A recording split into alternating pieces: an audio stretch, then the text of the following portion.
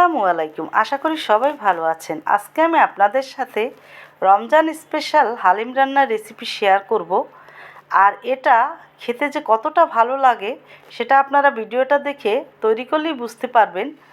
আর এটা রমজান স্পেশাল হলেও সারা বছর আপনারা ভিডিওটা দেখে তৈরি করে খেতে পারবেন। এখানে আমি সব ডাল সারা রাত ভিজিয়ে এখন প্রেসার কুকারে সিদ্ধ করে নিব। আর এভাবে সিদ্ধ করে নিলে হালিম রান্নাটা খুব তাড়াতাড়ি হয়ে যায়। মাসের ডাল নিয়েছি 2 কাপ, খেসারির ডাল আছে এখানে 1 কাপ, মুসুরির ডাল আছে 1.5 কাপ, মুগের ডাল আছে 1.5 কাপ এবং অ্যাঙ্কর ডাল আমি নিয়েছি 2 কাপ। আর পোলাওয়ের চালও আমি দিয়েছি এখানে আধা কাপ। এখন এই সবগুলো আমি প্রেসার কুকারে, আর এখানে এটা নিয়েছি ভাঙা গম, দোকানে পাওয়া যায়। এটা হালিমে ব্যবহার করলে হালিমটা খেতে বেশি ভালো লাগে। আর এটা একটু পানিতে ধুয়ে উপরটা পানি ফেলে দিতে হবে, কারণ ময়লা থাকে।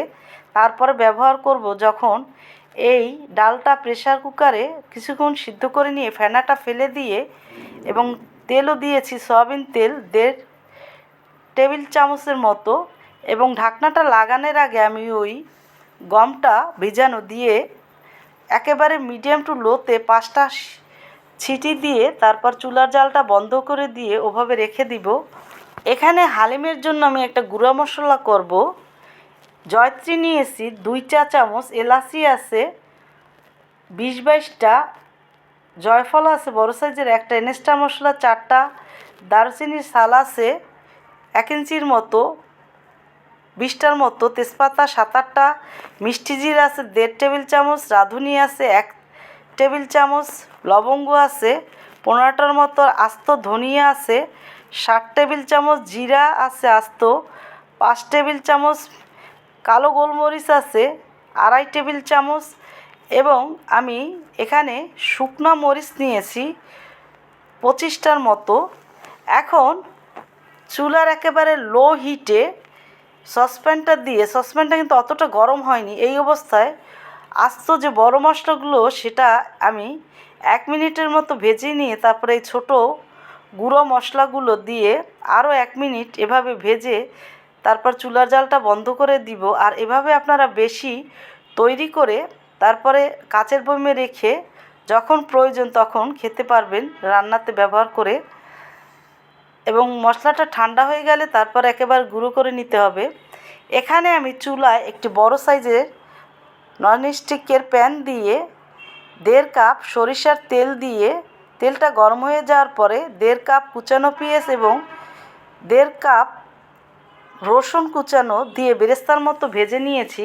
এবং ওই তেলের ভিতরেই আরেকটু সরিষার তেল দিয়ে এখানে 1 কাপ কুচানো পেঁয়াজ এবং 1.25 কাপ কুচানো রসুন আমি এর ভিতরে দিয়ে এটা একটু হালকা গোল্ডেন কালার করে নিব ভেজে।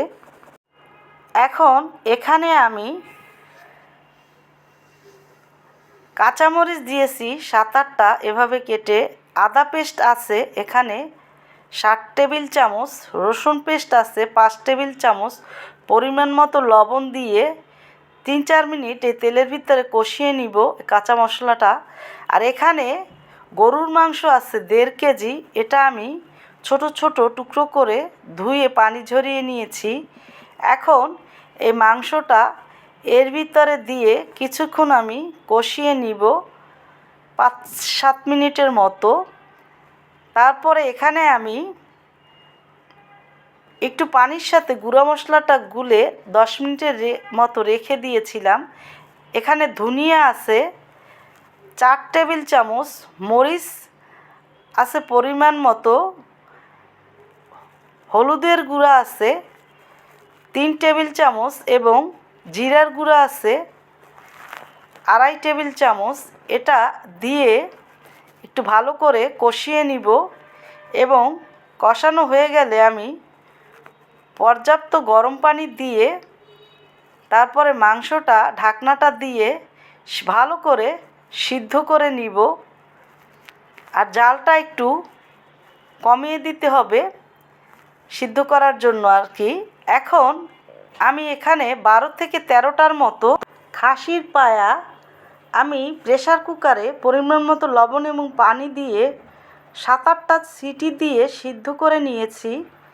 আর মাংসটা আমার 70% মতো সিদ্ধ হয়ে যাওয়ার পরে এই খাসির পায়াগুলো এর ভিতরে দিয়ে আরও কিছুক্ষণ কষিয়ে নিয়ে এখানে আমি শুধুমাত্র পেঁয়াজের বেরেস্তা দিয়েছি 1 মুঠো দিয়ে, এবং ভাজা যে হালিমের মশলাটা করেছিলাম সেটা দিয়েছি 2.5 টেবিল চামচ দিয়ে আমি আরও কিছুক্ষণ রান্না করে তেলটা বের করে নিয়েছি। ডালটা ঠান্ডা হয়ে যাওয়ার পরে আমি হ্যান্ড মিক্সচারে মিহি করে নিয়ে একটা পেস্ট এখন এখানে মাংসের ভিতরে দিয়ে দিয়েছি। আর পরিমাণ মতো আমি গরম পানি দিয়েছি, পরিমাণ মতো লবণ এবং হালিমের গুঁড়া মশলাটা দিয়েছি 3 টেবিল চামচ। আর হালিমের এই ঘনত্বটা একেবারে পাতলাও না একেবারে ঘনও না। এখানে বিট লবণ দিয়েছি 2 চা চামচ। আর বিট লবণটা অবশ্যই দেওয়ার চেষ্টা করবেন, তাহলে খেতে বেশি ভালো লাগবে। আর যারা হাড্ডি একটু পছন্দ করেন হালিমে খেতে, তারা আমার মতো এভাবে খাসির পায়া দিতে পারেন অথবা গরুর পায়াও, যে কোনো একটা দিলেও হবে।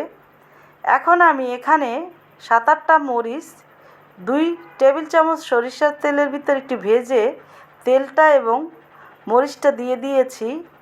এবং এখানে আগের থেকে ভেজে রাখা রসুন এবং পেঁয়াজের বেরেস্তাটা অর্ধেকের একটু বেশি আমি দিয়ে দিব।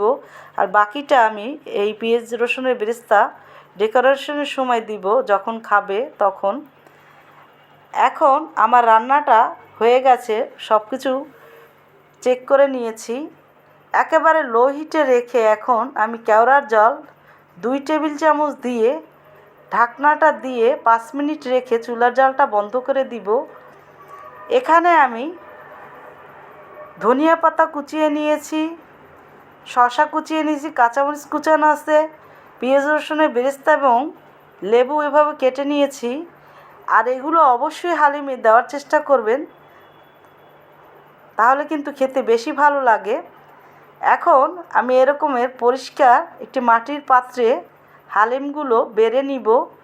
নিয়ে পেঁয়াজ রসুনের বেরেস্তা, ধনিয়া পাতা, কাঁচামরিচ, শসা এবং লেবুর রস বের করে এবং কিছুটা আস্ত ডেকোরেশন করে দিয়ে পরিবেশন করে নিব। এই ভিডিওটা দেখে যদি আপনাদের কাছে ভালো লাগে, প্লিজ আমার এই চ্যানেলটার সদস্য হয়ে যাওয়ার জন্য আপনারা আমার চ্যানেলটাকে সাবস্ক্রাইব, লাইক, শেয়ার করে নেবেন। সবাই আমার পাশে থাকবেন যাতে সুন্দর সুন্দর ভিডিও সামনে আপনাদের সাথে শেয়ার করতে পারি। সবাই ভালো থাকবেন। আল্লাহ হাফেজ।